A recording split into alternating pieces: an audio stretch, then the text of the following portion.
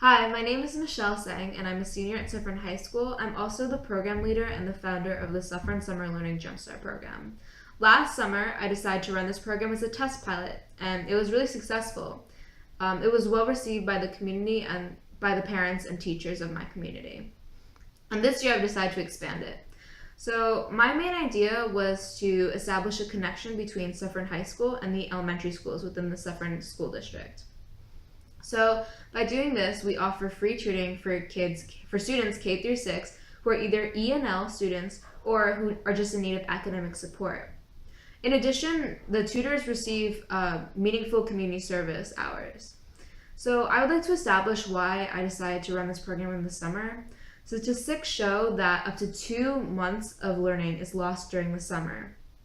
And so I wanted to prevent that because if these students are already behind, idleness during the summer can prove to be detrimental to their academic career because most of the time during school is spent reviewing what the student should already know instead of learning new materials.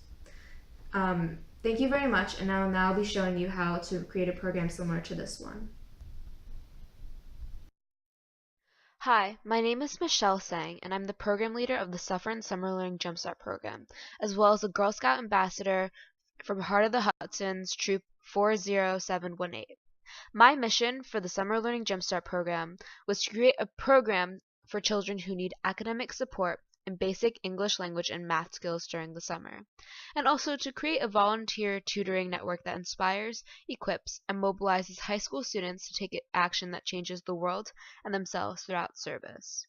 My target audience for this was ENL students from minority and/or low-income families, and also students with difficulty reading. My objectives for this year was to provide free one-on-one tutoring services to children K through 6, also minimizing the child's summer loss and improving their academic performance in the upcoming school year. Statistics show that students experience learning loss that's about 2.5 months during the summer break. And also to mobilize high school students to engage in philanthropy service learning. This graph from the Summer Learning Association shows that the general trend is that low-income students tend to struggle during the school year, and learning loss over the summer leads to a greater disadvantage and leads to a large gap between middle-class and lower-income students.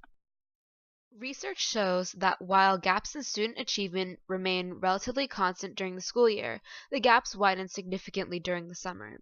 Every summer, low-income youth loses 2 to 3 months in reading while their higher income peers make slight gains. Most youths lose about 2.5 months of math skills in the summer. These reading and math losses add up. By 5th grade, summer learning loss can leave low-income students 2.5 to 3 years behind their peers. Research from the Rand Corporation and funded by the Wallace Foundation shows that high-quality summer learning programs with characteristics such as individualized instruction, parent involvement, and small classes can not only curb summer learning loss, but even help boost student achievement.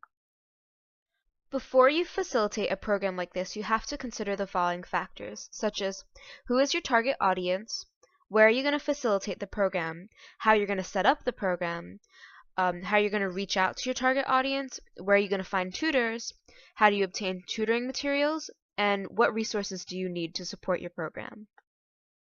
So for this summer program, my target audiences were students who are entering K through 6th grade who are at the greatest risk of summer learning loss, ENL and minority students, underprivileged students whose families are incapable of providing academic support during the summer. For the tutors, I wanted tutors who are looking for meaningful community service and genuinely wanted to help these students. Also people who plan to go into teaching in the future, and also potential high school honor society inductees who need to fulfill a requirement. When you are looking for a location for this program, you want it to be somewhere that is community friendly. Some of these community facilities will allow you to book the room for free if you explain to them about the reasons and goals of this program. However, a couple suggestions are the local library, school cafeteria, local community center, and a church. For me, this was the hardest part of my program, trying to find a room and a venue for it.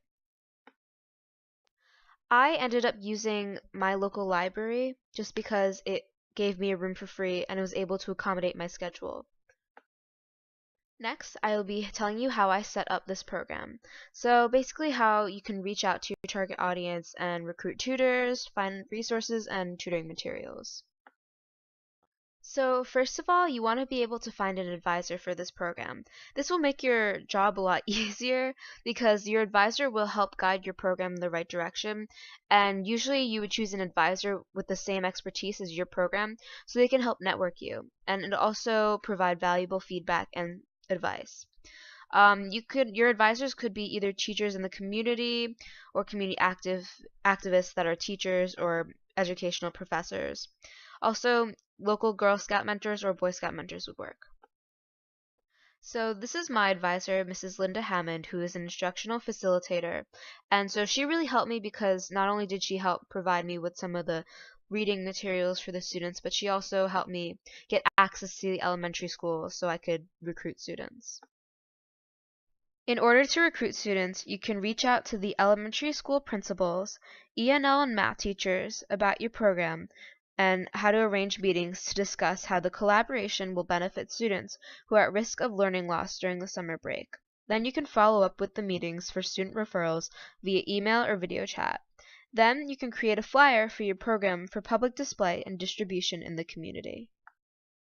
So these are some photos of me meeting with some of the fellow elementary school principals and the ENL teachers. This is a sample of a flyer that I made. It tells you the dates that it's running, the times, where it's located, what the goal of the program is, to prevent learning loss. It also gives parents a way of communicating with me. I put 2 different languages on this flyer, one side on the front, one on the back, just in case for the parents that do not speak English. So, in order to recruit tutors, you can reach out to high school officials like the principal and the chairs of the honor societies to discuss how the program will benefit high school students for community service. I was more successful with the honor societies as opposed to the principals just because I did not associate my program with the high school and technically Rampo Central. You also have to be very persistent about it, ask for follow-up meetings, and also ask for permission to set up recruitment booths during club hours and distribute recruitment brochures and give presentations about the program to clubs. And also you can reach out to other Girl Scout and or Boy Scout troops to recruit tutors. So this is a recruitment brochure for tutors, and basically it tells you what the program is, what we do, how you can join, again, communication, and it also tries to pitch certain community service hours, empathy, and also, of course, being able to use these community service hours for post-high school experiences. So at my school, we have a club fair each year, and even though this isn't really a club associated with the school, I was allowed to have a poster board up so I could try to recruit tutors. This is a picture of one of the club tables I had during lunch. We have a club fair every year at our high school, and so I was able to have a table and a board for mine to hand out brochures and flyers for potential tutors. So, in order to find resources to support your program, there are online toolkits from organizations that are dedicated to voluntary services. There are some organizations that will provide free online support for members who register their community service projects with them. Their services normally include webinars for service learning, document templates such as registration forms, project permission forms, photo and video permission forms, brochures, certificates, and a logo for stationaries, and also grant applications. A couple examples of these organizations are handsonnetwork.org, generationon.org, dosomething.org, Girl Scouts, and Boy Scouts. This is the Generation On website. You can sign up for an account and then register your project as a service club. This is the one I ended up choosing just because it provided me with all the forms that I really needed. Legal documents are very big in these types of programs just because for documentation you need a lot of forms to be signed by the parents just because these kids are in fact underage. DoSomething.org is an organization where you can register your project to gain support behind it and even get a lot of scholarship money. So next you would want to obtain tutoring materials. You can contact the elementary school principals and ENL teachers whose students participate in your program so they can provide summer tutoring materials. So then you wouldn't have to provide extra materials for them. However, if you're going to have open enrollment, you should research some tutoring materials. EngageNY.org, Education.com, and Resources.open.com are some helpful websites to get free sheets for math and reading. Or you could also have a fundraising campaign from the PTA, local Rotary Club, bake sales, or apply for a Walmart community grant. In my case, I was able to get everything to be donated by the elementary schools because they really believe that this was a really positive cause and this is something that they should support. This is Engage NY's website, and it basically just gives you a bunch of worksheets for math and English for free.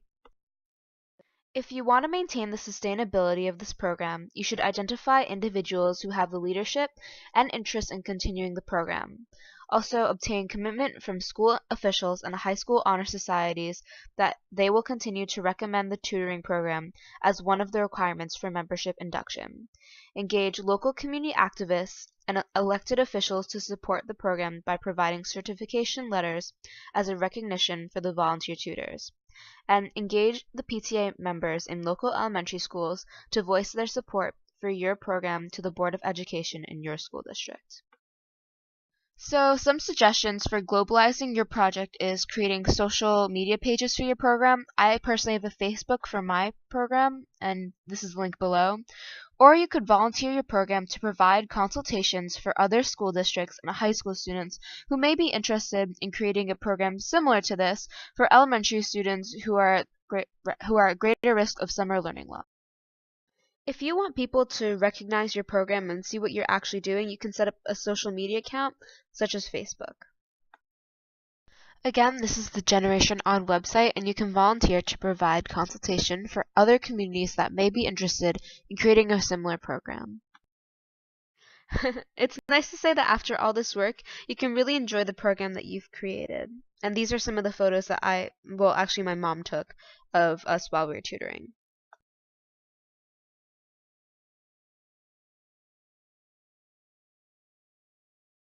So all meaningful projects take time, thought, energy, and perseverance. It can be a lot of work, but it is extremely rewarding. Your tutoring program is a priceless experience for everyone who participated in the process. However, you need to keep track on your project and figure out why it is important. So, 1. Creating a survey is an excellent way to receive feedback from your constituents. 2. Holding scheduled meeting groups with your tutor is also a helpful way to benchmark your project. Here are some questions you may want to discuss as a group. Reflect on these answers so you can watch your progress. What new things have you learned about the students you're trying to help? What people have you met along the way, and what have you learned from them? What's been easy to accomplish? More questions include, what has been difficult? Do you have enough help? Does everyone work well together? What impact have you made so far? Have you heard back from anyone? Will you continue to stay involved, and how? What makes this service project meaningful and worthwhile to you? And have you made a difference in your community? How? Summer shouldn't just be a vacation. Instead, it should be a time to get ahead, to branch out and learn new skills, to have new experiences like acting in a play or doing some outdoor learning. And for anyone who's falling behind, it's time to catch up on the lessons they missed. And of course, you've got to read, read, read. As former First Lady Michelle Obama stated on the occasion of National Summer Learning Day 2015.